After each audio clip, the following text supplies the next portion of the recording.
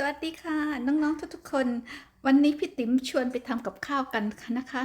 ซึ่งจะเป็นอาหารเพื่อสุขภาพซึ่งวันนี้พี่ติ๋มจะใช้ปลาแซลมอนนะคะทำแล้วก็มีข้าวสาหร่ายแล้วก็มีอะโวคาโดนะคะมาค่ะถ้าเพื่อนๆคนไหนอยากจะชมตามมาเลยค่ะ